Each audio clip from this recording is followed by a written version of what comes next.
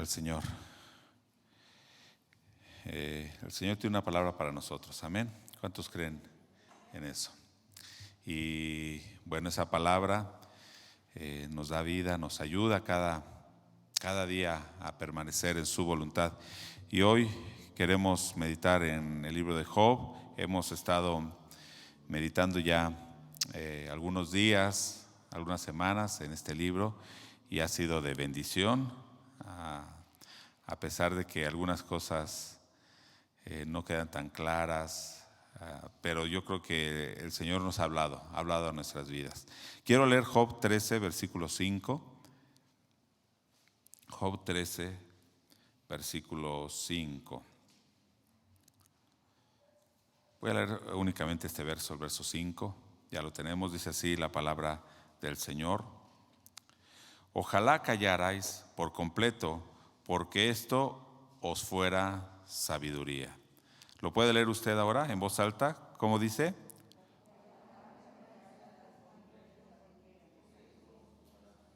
Ok, nuevamente, fuerte y todos a un mismo ritmo. Dice así, ojalá. Amén, vamos a orar. Señor, en esta hora pedimos, Padre Santo, que nos hables, que bendigas, oh Dios, la lectura de tu palabra y que también, Padre Santo, estés hablando a nuestras vidas a través de ella, que prepares nuestro corazón para que sea una tierra fértil, que pueda caer tu palabra, la semilla, y dar fruto en nosotros, un fruto de obediencia, un fruto de alabanza, un fruto de gratitud. Padre, ponemos este tiempo en tus manos. Háblanos, oh Dios, en el nombre de Jesús. Amén. Bueno, hemos podido estar compartiendo también el libro de Job y hemos podido ver el conocimiento erróneo que tenían los amigos de Job acerca de Dios, y algunas cosas eran correctas, pero lo aplicaban mal, ¿no? Y sobre todo un pensamiento que ya también hemos compartido de la retribución. ¿Qué es la retribución? Si recuerda, el concepto es que Dios hace prosperar al justo y castiga al injusto. Pero a veces en la vida diaria, a veces no es así, ¿verdad? A veces parece que el injusto prospera y que el justo es atribulado. Entonces, el pensamiento de la retribución, según lo que pensaban los amigos de Job, era de que siempre al justo siempre le iba a ir bien, y que al injusto siempre Dios lo iba a estar castigando y le iba a ir mal. Aunque esto es verdad, ellos estaban pensando en algo en el momento, en esta vida, y que si alguien hacía mal, luego, si alguien pecaba, luego le iba a ir mal, o al contrario, si alguien era justo, sería prosperado en todo. Y de hecho Job también pensaba así, un poco, porque él es lo que no entiende, ¿no? ¿Por qué Dios le ha permitido pasar por esta situación, que perdió todas sus posesiones, perdió sus hijos, se murieron, su esposa lo dejó y su enfermedad, bueno, más bien su salud se ha ido y ahora está enfermo? Y ahora sus amigos que lo vienen a fortalecer, a animar, lo están, ¿cómo se dice? Tirando más. Y por eso hoy vamos a hablar sobre qué es verdaderamente fortalecer. Fortaleciendo verdaderamente. Ahora vamos a hablar qué actitud tenemos nosotros hacia aquellos que sufren y también hacia aquellos que han caído.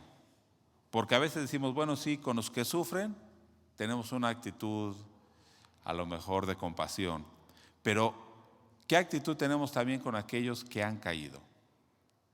¿Y qué nos dice la Biblia acerca de esto? Veremos entonces la actitud equivocada, y voy a regresarme unos capítulos antes del 13 para ver algunas actitudes equivocadas de los amigos de Job.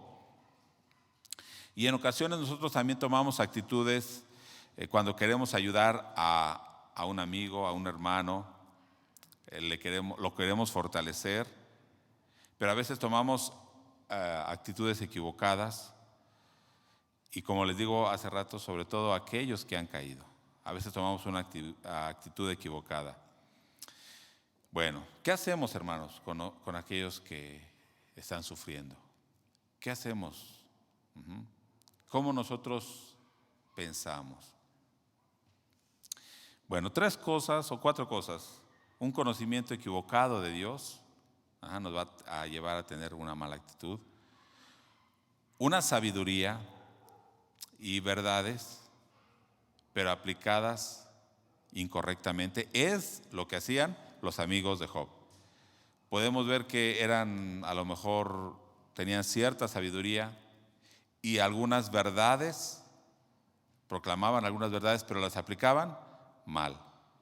Por el contexto que vemos en Job, podemos suponer que los amigos de Job ya eran personas mayores, porque dicen que son sabios, y recordemos que en la cultura antigua eran muy respetados los ancianos. De hecho, más adelante va a aparecer otro personaje, Eliú, que es más joven y que él les dice: yo pensaba que entre todos ustedes, como eran mayores, iba a haber sabiduría, pero no hubo palabras sabias, ¿no? Escuchaba los argumentos de los 3 amigos de Job, aún el de Job, y decía: no, pues yo no veo.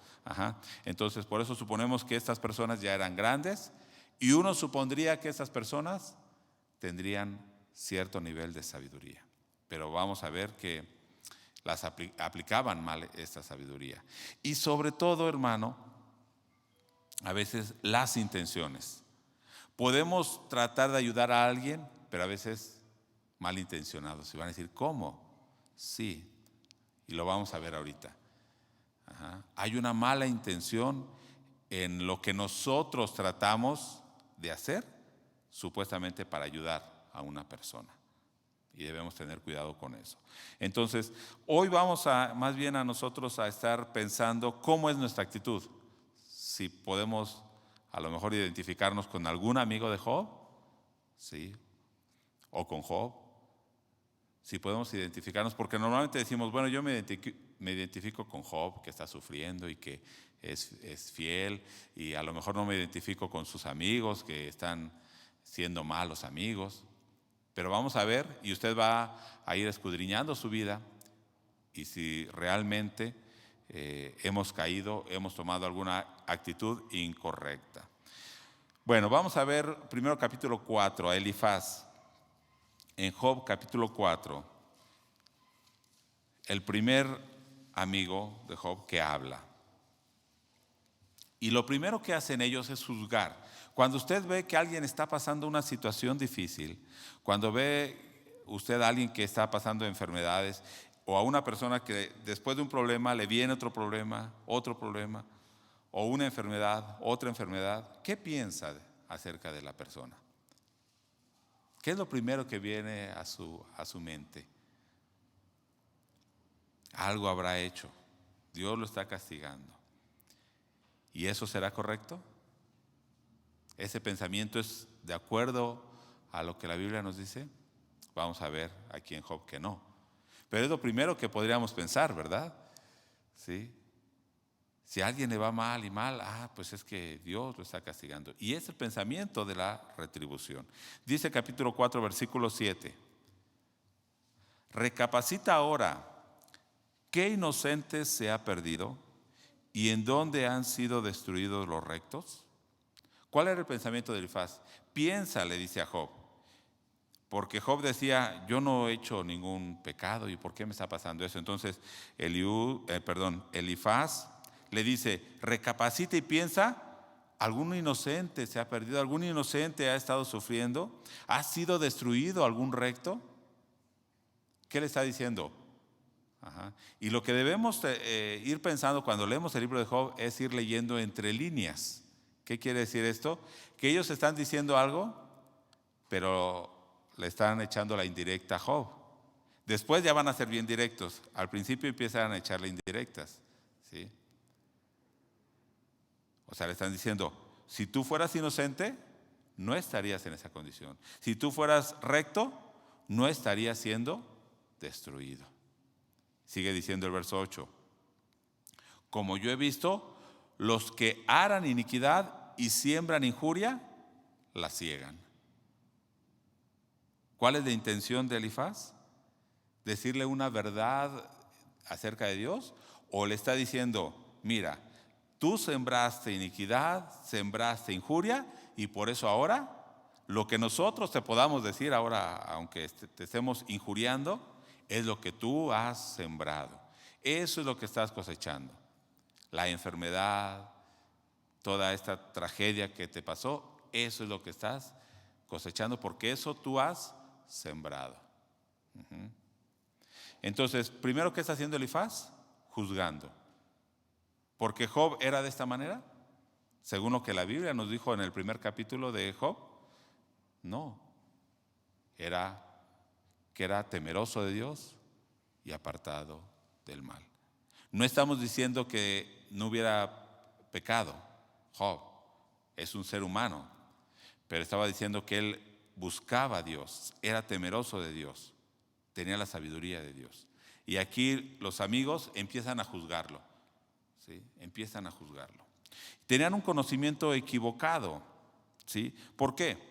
Si usted se da cuenta, si ya lo meditó, en ese mismo capítulo, en el verso 12 al 17, ¿se acuerda cómo Elifaz tuvo comprensión de la situación?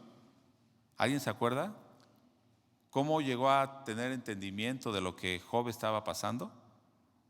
¿A través de qué? Puede leer el verso 13. En imaginaciones de visiones nocturnas, cuando el sueño cae sobre los hombres, me sobrevino un espanto y un temblor que estremeció todos mis huesos, y al pasar un espíritu por delante de mí, hizo que se erizara el pelo de mi cuerpo. Paróse delante de mis ojos un fantasma. Ajá. ¿Cómo estaba llegando Elifaz a estas conclusiones? ¿A través de qué? De una visión, de un sueño. No sabemos, estaba, dice ahí, medio dormido, medio despierto, y se paró hasta sus, como decimos, se le puso chinita la piel, ¿no? Al ver el fantasma que se le paró enfrente, y entonces el fantasma le comenzó a hablar y a decir. Una visión, un sueño, estando él en éxtasis, una experiencia mística, pudo encontrar y conocer la verdad, la sabiduría. ¿Le parece familiar? ¿O no? No, algunas personas dicen, soñé y soñé y soñé, o vi, escuché. Como decía Jeremías, ¿no? Dicen, soñé y yo ni les he hablado. Dios habló y yo ni les he hablado, dice Dios, ¿no? No estoy diciendo que Dios no pudiera hablar a través del sueño. Pero ¿cuántas veces soñamos? Hay personas que sueñan todos los días. ¿Quiere decir que es Dios que le está hablando? Y a lo mejor usted puede decir, es que esto se adapta bien. Pues sí, puede ser, ¿no? Ajá. Pero no es algo seguro. Y el conocimiento de Dios no se va a adquirir a través de un sueño. El conocimiento de Dios se va a adquirir a través de la palabra, de su revelación escrita, de la revelación. Y Elifaz llegó a ese conocimiento de Dios equivocadamente. ¿A través de qué? De esta visión, de este fantasma, dice él, que se le paró y entonces le comenzó a hablar. Dice ahí en el verso 8 del capítulo 5, cuando él sigue hablando, le dice a Job, le pone un ejemplo y empieza a hacer argumentos incorrectos o mal aplicados. Le dice, ciertamente yo buscaría a Dios y comendaría a Él mi causa.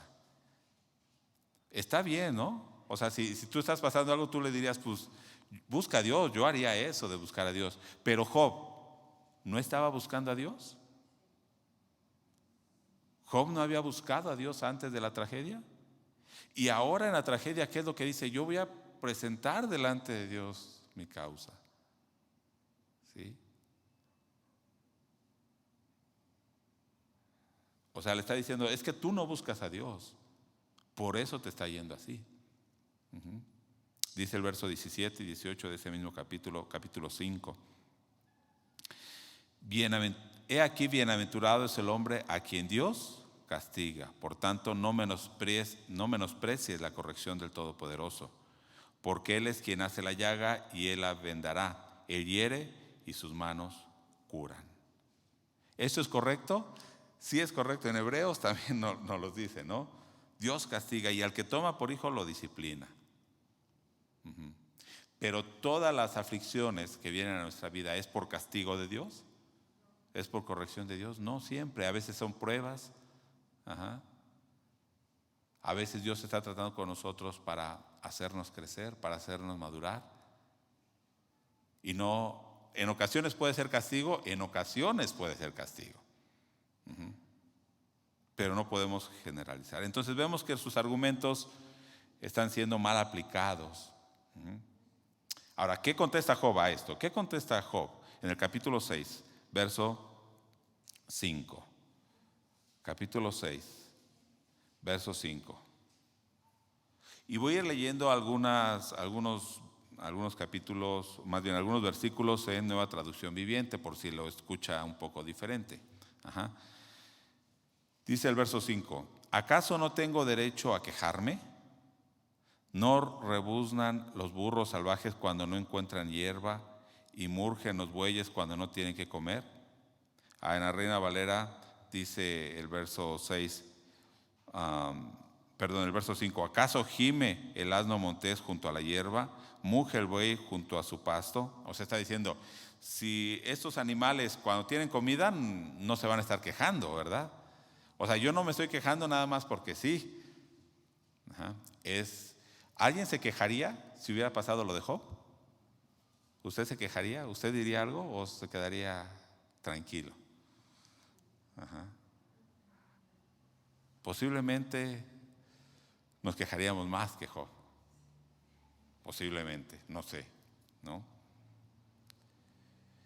Pero dice, tengo derecho a quejarme. Y en el verso 14 de ese capítulo 6 dice, y aquí es lo que quiero que empiece a ver, qué nos dice, cómo debe ser nuestro carácter, nuestra actitud cuando queremos fortalecer a alguien. Uno debería ser compasivo con un amigo abatido, pero tú me acusas sin ningún temor del Todopoderoso. ¿Cómo deberíamos de ser con alguien que está sufriendo? ¿No ser compasivos? Deberíamos ser compasivos con un amigo que está abatido. El 15, ¿qué dice el siguiente verso? Hermanos míos, han demostrado ser tan poco confiables como un arroyo de temporada que desborda su cauce en la primavera. Y va a seguir hablando. Dice, es como esos ríos o arroyos. Cuando llueve, se ve un gran río, pero después en el tiempo de sequía no queda nada, se seca el río. Así son ustedes. Cuando yo estaba bien, estaban ahí y parecía que eran grandes amigos, pero ahora han desaparecido. Han demostrado que no se puede confiar en ustedes. Así son ellos. Cuando ven la calamidad, dice, tienen miedo. Y además, en el verso 21-23, Job les dice, yo ni les estoy pidiendo algo. No les estoy pidiendo que me den algo. Y a veces es lo que debemos pensar. A veces cuando la gente está pasando tribulación, ¿qué es lo que necesita? ¿Qué es lo que necesita? Y vamos a ir viendo eso, ¿no? A veces nosotros queremos ser muy sabios y hablar y decir, pero vamos a ver qué es lo que la gente realmente necesita. Dice el verso 25 de ese capítulo, en Nueva Traducción Viviente, dice, las palabras sinceras pueden causar dolor, o las palabras rectas, ¿no? Pueden causar dolor, pero ¿de qué sirve sus críticas? ¿De qué sirve la censura, la reprensión? Una palabra sabia y sincera a veces puede causar dolor, pero una crítica, una censura, ¿de qué ayuda? ¿De qué ayuda?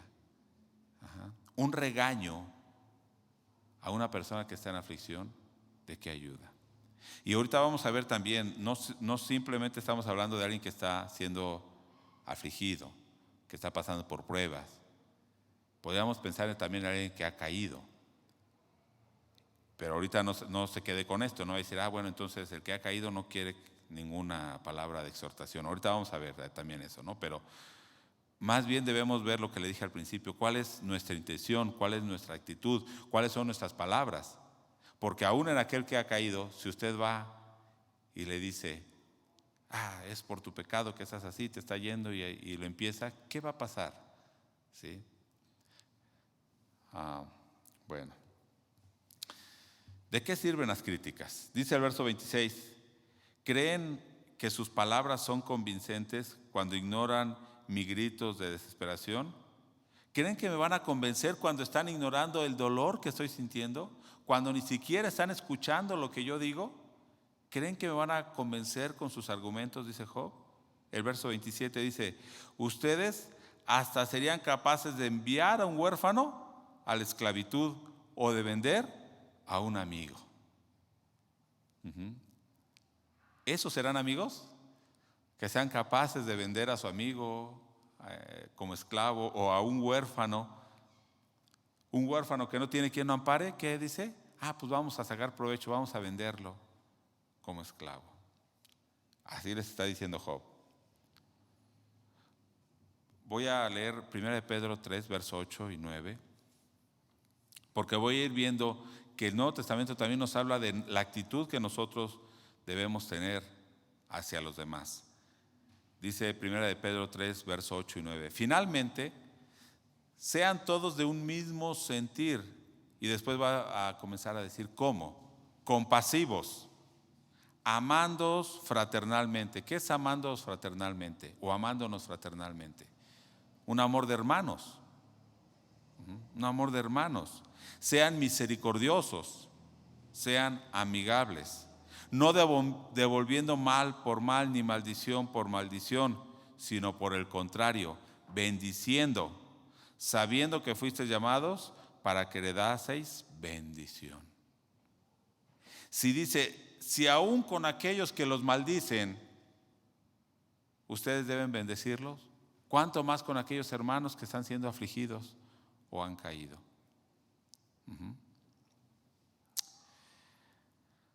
Fíjese, algo bien terrible. En el capítulo 5, voy a regresar al capítulo 5, nuevamente lo que dice Elifaz, en el verso 3 y 4. 5, 3 y 4. Dice Elifaz, he visto a los necios triunfar momentáneamente en la vida. ¿Quién sería este necio que triunfó momentáneamente en la vida? Para Elifaz. Job, ¿no? Job está diciendo, yo he visto a ti necio que has triunfado momentáneamente en la vida, pero después llega la calamidad repentina. Y el verso 4, sus hijos quedan abandonados y lejos de toda ayuda. Los oprimen en el tribunal y no hay quien los defienda. ¿Sí? Ahora, ¿por qué leí esto? Porque esto había dicho primero Elifaz, pero ahora Bildad ya no le dice una indirecta, sino ahora ya Bildad directamente en el capítulo 8, verso 4, fíjese, usted acaba de perder a su hijo. Bueno, en el caso de Job, ¿no? Pero imagínese, póngase en el lugar de Job. Usted perdió a su hijo, y no a uno, perdió a 10 hijos. Y después le dicen, tus hijos bien merecido lo tenían, lo que les pasó. ¿Qué diría usted? ¿Qué sentiría usted si le dicen eso?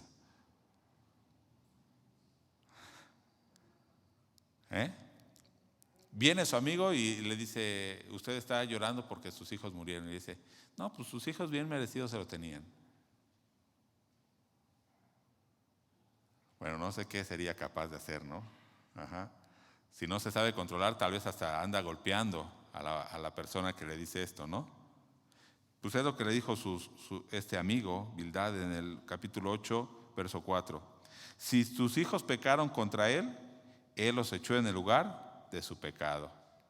En una traducción viviente dice, seguramente tus hijos pecaron contra él y por eso el castigo estaba bien merecido.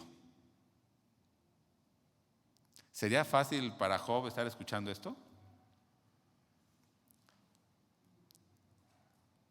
A su padre, a su madre le está yendo mal y viene alguien y le dice, no, pues le está yendo así porque se lo merece.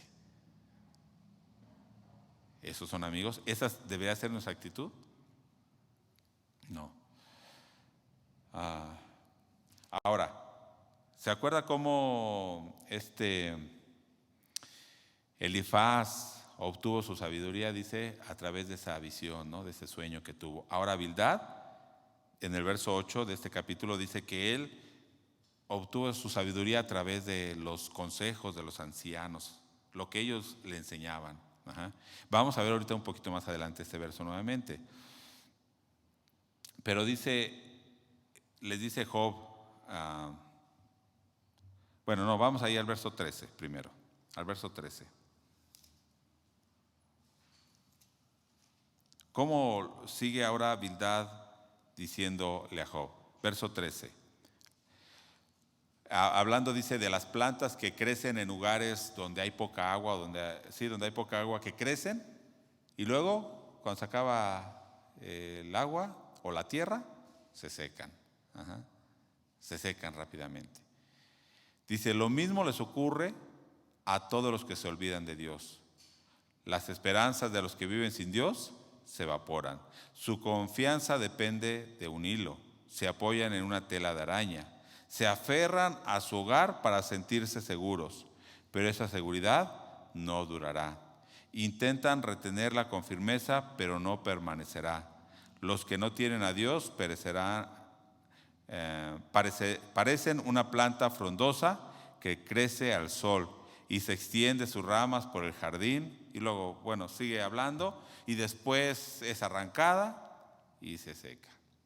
Pero decimos, eso es cierto, los que se olvidan de Dios así es, se evaporan, confían en cosas que no son seguras, como si fueran una tela de araña, y se aferran a lo que ellos piensan que es seguro.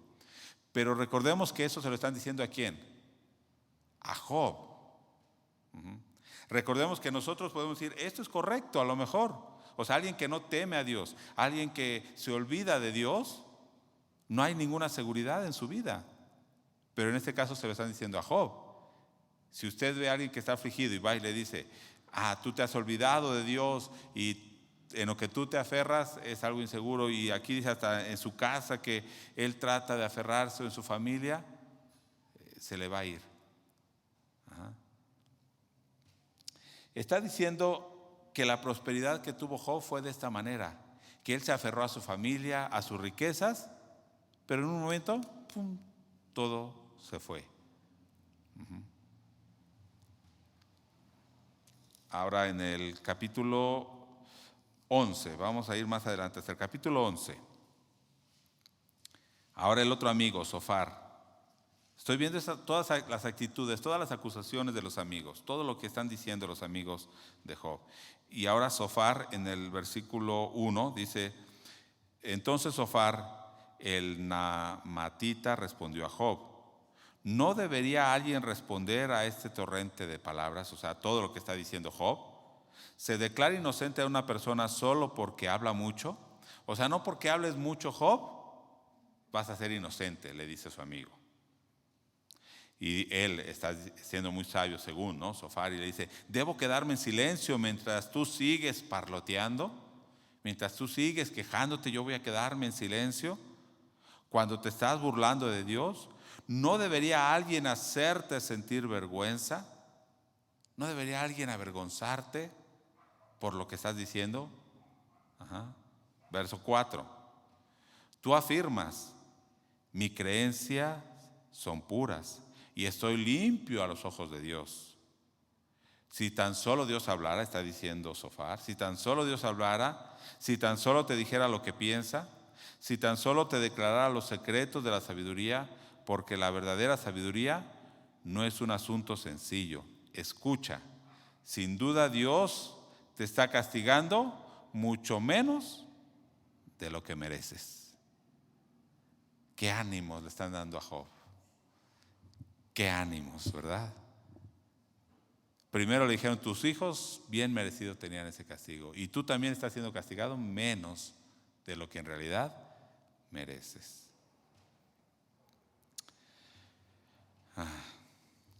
Vea este verso 12 del capítulo 11.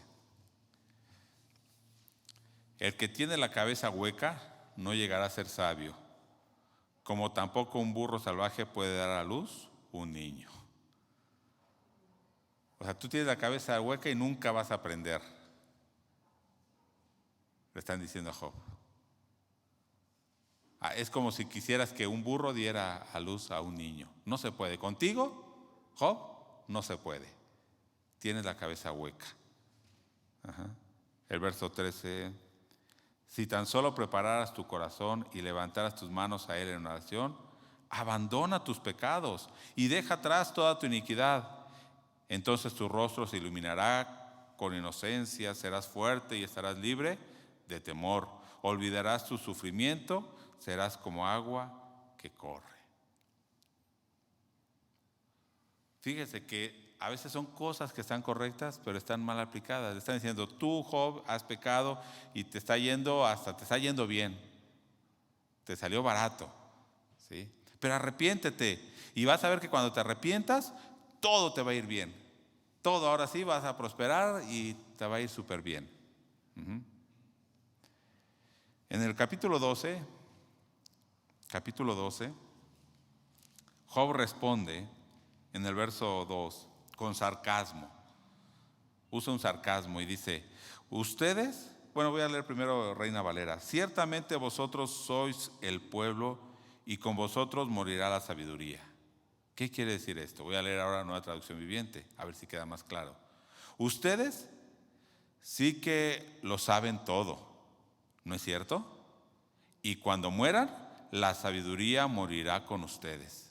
O sea, no, ustedes son bien sabios. ¿Y qué va a pasar de la humanidad cuando mueran ustedes? No, pues se va a acabar la sabiduría porque ustedes tienen toda la sabiduría. También Job está siendo sarcástico con ellos, ¿no? No, pues qué hombre, qué sabios son. Dice el verso 3, ahora bien, yo también sé algunas cosas y ustedes no son mejores que yo. ¿Quién no sabe esas cosas que acaban de decir? O sea, todo esto que ustedes dijeron, yo lo sé, dice Job. Yo lo sé. ¿Por qué es importante esto?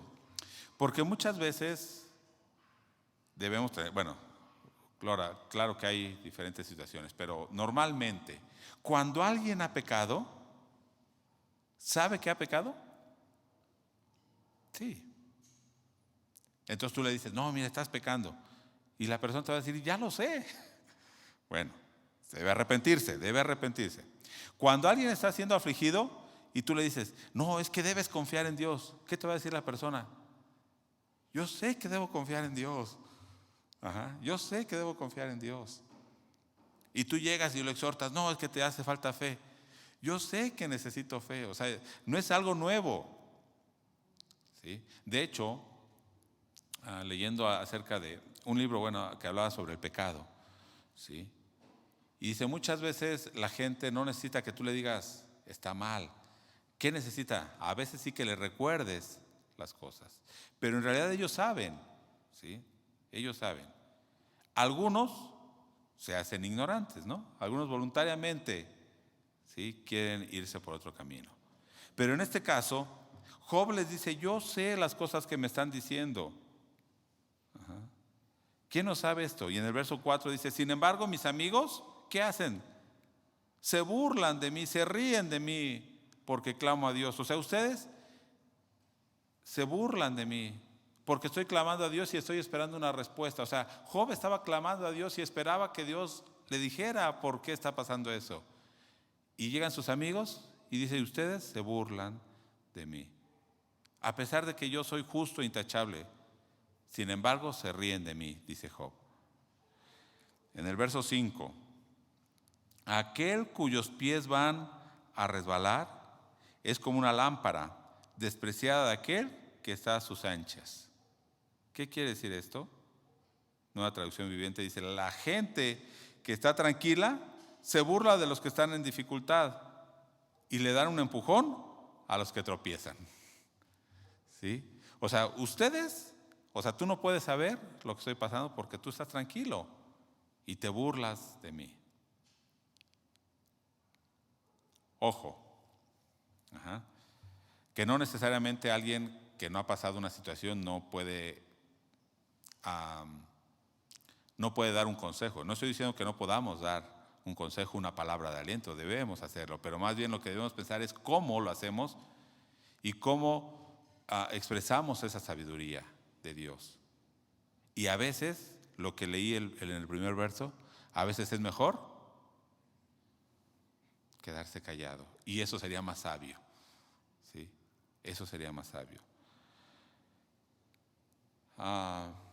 Verso 12. ¿Se acuerdan que los amigos de Job dijeron esto en el verso 12? Aquí está hablando Job, pero dice, en los ancianos está la ciencia, porque es lo que habían dicho sus amigos, y en la larga edad la inteligencia. Pero en el verso 3 dice, con Dios está la sabiduría y el poder. Suyo es el consejo y la inteligencia. La sabiduría, dicen ustedes, que pertenece a los ancianos y el entendimiento que es de los mayores de edad. Pero la verdadera sabiduría y el poder, ¿en dónde están? En Dios. El consejo y el entendimiento le pertenecen a Él. ¿Sí? No alguien que por su edad va a ser más sabio, aunque sí debería, y aunque sí hay sabiduría, y aunque la Biblia también nos dice respeten a los mayores, ¿sí? Ajá. Respeten a los mayores y ahora sí, honren sus canas. Pero vamos a ver qué es lo que da la sabiduría y cómo actúa un sabio, ¿sí? Cómo debe actuar esa persona. En el capítulo 13, ya vamos a ir llegando al final, capítulo 13, dice, miren el versículo 1, he visto todo esto con mis propios ojos y lo he escuchado con mis propios oídos y ahora comprendo, o sea, todo lo que ellos están diciendo. Dice el verso 2, tengo tanto conocimiento como ustedes, no son mejores que yo. Nuevamente les vuelvo a decir, no es que ustedes sepan más que yo. En cuanto a mí, hablaría directamente con el Todopoderoso. Quiero defender mi caso ante Dios mismo. O sea, no quiero decirles a ustedes, ustedes no me van a dar una respuesta. ¿Por qué? Ciertamente, un hermano puede llegar a usted y decirle, mire, estoy pasando esto y esto y esto. Y a veces usted, ¿qué le puede decir? A veces no sé, porque a veces le preguntan, ¿por qué Dios permite esto? Y a veces, ¿qué podemos decir? No sé. No sé por qué Dios, no sé cuál es el propósito de Dios. ¿Tiene un propósito Dios? Sí, pero yo no sé en tu vida cuál es ese propósito. Dice el verso 4, en cuanto a ustedes, me calumnian con mentiras, como médicos, son unos matasanos inútiles. Ajá. Como dice Job, ¿no? Ajá. Son matasanos. Al que estaba sano, le sacan una enfermedad y lo matan. ¿Sí? Y finalmente, hay una actitud que es, yo creo que bien peligrosa, hermanos, debemos pensar. El tratar una actitud equivocada cuando uno trata de defender a Dios, cuando Dios hace algo. Tratar de argumentar o de decir argumentos mentirosos o argumentos que no son honestos. A veces queremos animar o incluso evangelizar a alguien y a veces pensamos, bueno, es que el fin justifica a los medios, con que lleguemos a este fin. Cuando era joven recuerdo que una persona me dijo, oye, tengo unas primas, las deberías evangelizar, deberías hacerte su amigo y como que conquistarlas para que las evangelices y luego vengan a la iglesia. Evangeligar sería, ¿no? ¿Será eso correcto? Es para que conozcan a Dios. No es correcto. Y a veces cuando evangelizamos hacemos lo mismo. ¿Qué decimos? Mira, prometemos que Dios va a hacer algo cuando no sabemos si lo va a hacer. Le decimos a la persona, mira, si vienes a Dios, todos tus problemas se van a terminar. Todos tus enfermedades se van a acabar. Vas a prosperar económicamente. ¿Es eso cierto? No. ¿Dios lo puede sanar? Claro que sí. ¿Dios lo puede prosperar económicamente? Claro que sí. ¿Pero Dios lo va a hacer? No sé si Dios lo va a hacer. En algunos lo hace, en otros no. Es más, en algunos llegan con dinero y pierden su dinero. Ajá. Entonces no sé. Y prometemos cosas falsas con tratar de defender a Dios. O cuando Dios hace algo, sabemos que, no, o más bien no sabemos por qué Dios lo hizo y decimos, es que fue por esto y por esto y por esto. Y empezamos a argumentar, tratamos de defender a Dios. Y dice el verso 7 de este capítulo 13, verso 7 en adelante. ¿Acaso defienden a Dios con mentiras? ¿Presentan argumentos engañosos en su nombre? ¿Mostrarán parcialidad en su testimonio a favor de Él? ¿Serán los abogados defensores de Dios? Cuando Dios es atacado, cuando Dios es injuriado por la gente, ¿nosotros podemos defenderlo, hermanos? Dios se va a defender por sí mismo. Dice el verso 9, ¿qué ocurrirá cuando cuando Dios descubra lo que hacen ustedes? ¿Creen que pueden engañarlo tan fácilmente como lo hacen con la gente? A la gente la podrán engañar, pero ¿a Dios lo podrán engañar? No, lo que están diciendo no es verdad, les está diciendo Job. Si en secreto hacen inclinar los testimonios a su favor, ciertamente se meterán en problemas con Él. ¿No les da terror su majestad? ¿No los deja abrumados el temor que sienten por Él? O sea, no se dan cuenta que no están actuando honestamente y que Dios sabe que no lo están haciendo, aunque ustedes digan que lo están haciendo por un buen fin, un buen propósito. Tengan cuidado, tengan temor a la majestad de Dios. Dice, ahora, ¿cuál debería ser nuestra actitud correcta? Y ya voy a ir terminando con ese punto.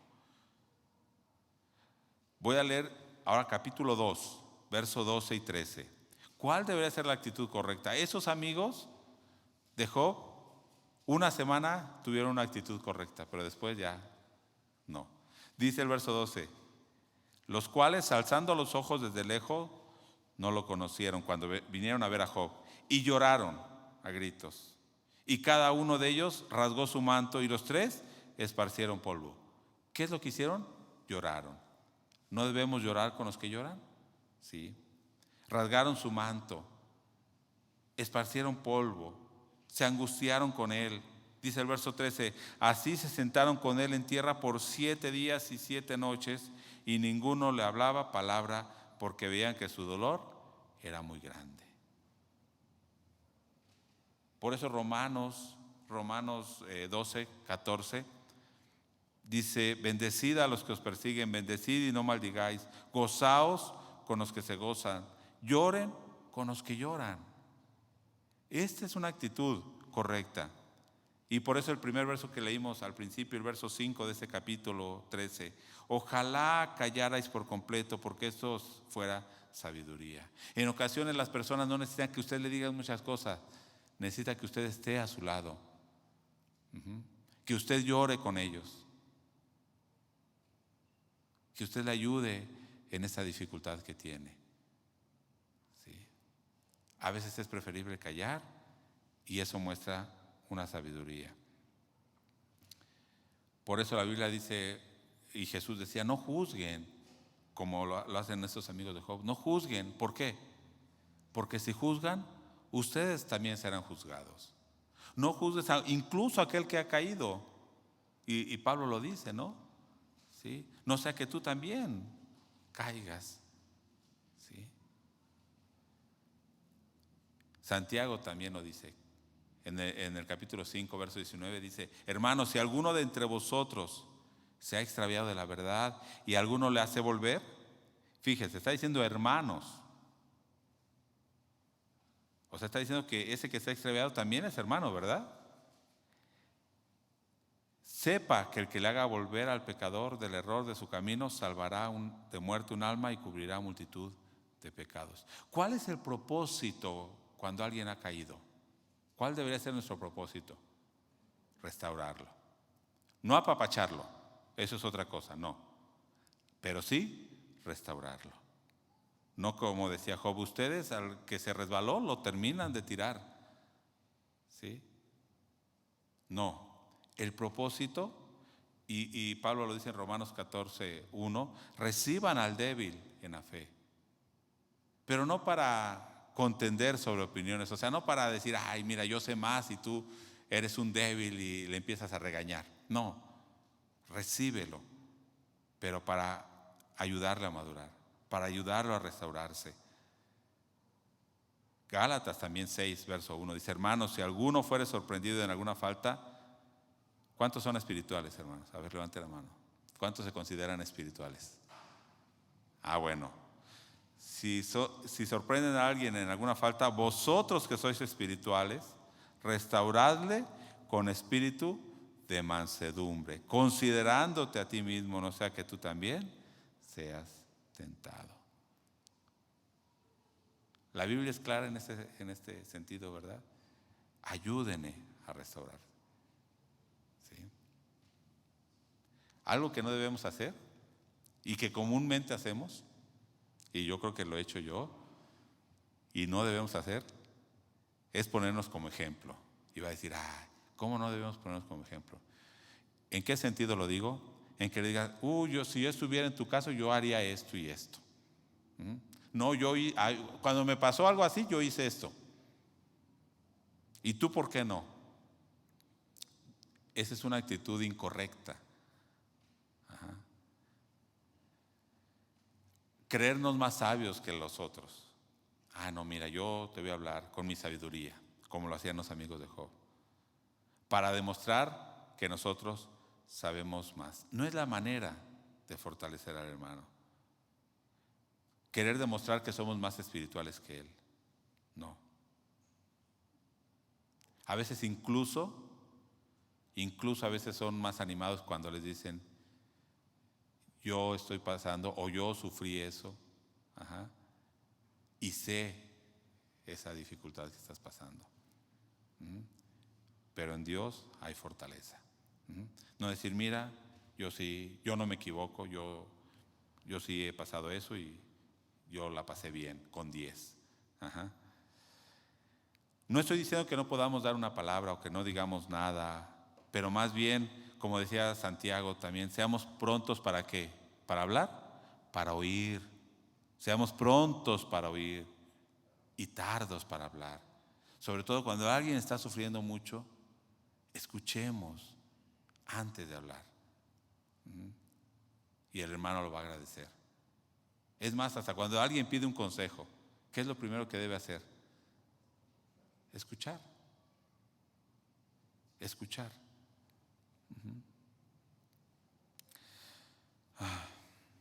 Bueno, hermanos, no solamente lo que decimos, lo que hacemos, debemos tener cuidado, sino sobre todo nuestras intenciones. Lo que buscamos cuando alguien es afligido, que es fortalecerlo verdaderamente.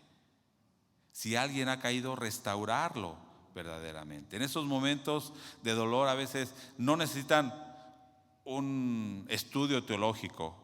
¿Qué necesitan? Compasión. Dice un escritor, pero lo que más necesitan es una leve tintura del amor de Dios. O sea, sentir el amor de Dios, aunque sea un poco de amor de Dios. Pero ¿quién le va a mostrar ese amor de Dios? ¿Dios? Sí. ¿A través de quién? ¿De quién? ¿Nosotros? ¿A través de quién? A través de mí. A través de mí. Bueno, pensemos. Yo creo que usted pudo pensar, ¿qué actitud he tenido yo? Debemos tener una actitud correcta al querer animar a los hermanos, pero sobre todo una intención correcta. No buscar algo más, No decir, oh, le voy a decir algo para que cuando yo le diga esto, ese hermano va a decir, gracias a lo que me dijo Joel, yo salí adelante. No, no debe ser esa nuestra intención. Más bien oremos para no ser tropiezo, aun cuando queremos animar. Y seamos personas que realmente puedan fortalecer al hermano que se está doliendo. Que podamos estar con él y llorar con él. Vamos a orar. Padre, en esta hora agradecemos, oh Dios, por tu palabra. Nos damos cuenta que a lo mejor hemos fallado en ocasiones con nuestra actitud, con nuestra forma de querer animar, pero pedimos, oh Dios, que nos ayudes a demostrar tu imagen, a demostrar, oh Dios, tu amor a aquellos hermanos que están pasando aflicción, a llorar con los que lloran, pero también a gozarnos con aquellos que se gozan, a identificarnos con ellos, a ponernos en sus zapatos, a vivir, oh Dios, una vida queriendo también ser de edificación a los hermanos más débiles, ayudándoles a restaurarse aún aquel que ha caído. Pedimos, oh Dios, tu ayuda, porque sabemos que nosotros también somos débiles y podemos aún caer. Y también nosotros pasamos aflicción y necesitamos a los hermanos, que como un cuerpo podamos crecer en ti, oh Dios. Agradecemos por tu presencia, por tu palabra, en el nombre de Jesús. Amén. Dios les bendiga, hermanos.